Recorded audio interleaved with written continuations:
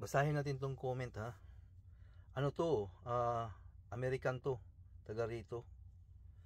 English speaking oh. There's no driver shortage.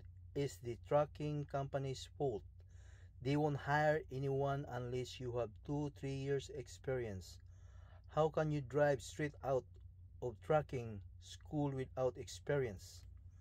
There's a lot of people with CDLs who don't use them because of lack of experience.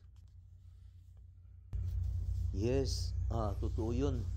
Karamihan sa mga trucking company dito, hindi sila nag-hire ng mga walang experience. Kailangan may experience ka at least 2 to 3 years. Pero hindi kasali yung mga experience sa sa ibang lugar sa Middle East or sa Philippines. Hindi kasali yun. Yung experience dito, kasi dito mayroong driving record. Pagkuha mo pa lang sa license mo, sa car license, yan na mag-umpisa yung driving record mo. Tapos pag kumuha ka ng CDL, yun, may driving record na yun. Naka-record yung ilang bisis ka may natikitan at na-accident, yan, naka-record yan lahat. Kaya doon nagbe-base yung mga trucking company. I-pull out nila yung driving record mo, diyan nila malaman kung magaling ka na driver, wala kang accident, maganda yung record mo.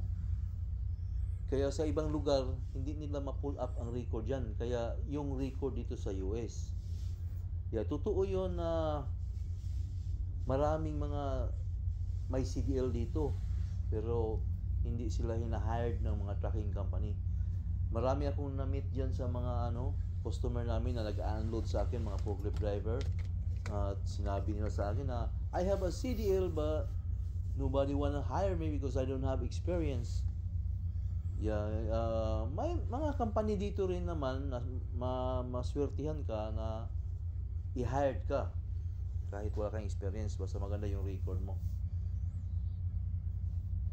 Sa truck driving school, sinabi ng mga kaklase ko wala mag-hire sa atin kasi hindi sila na-hired ng walang experience. Pero mayroon akong isang kaklase, sabi niya doon tayo pumunta sa Swift kasi doon nag-hire sila ngayon kahit walang experience. Kaya doon ako nag-umpisa. 3 years ako doon. Naka-experience na ako doon sa Swift, kaya lumipat ako dito sa Coastal at dito na ako tumagal. Pag may tumanggap sa inyo na mga ganyan na company, maliliit ang sahod okay lang naman makapag-experience ka. Pag may experience ka na, dyan ka na maghanap ng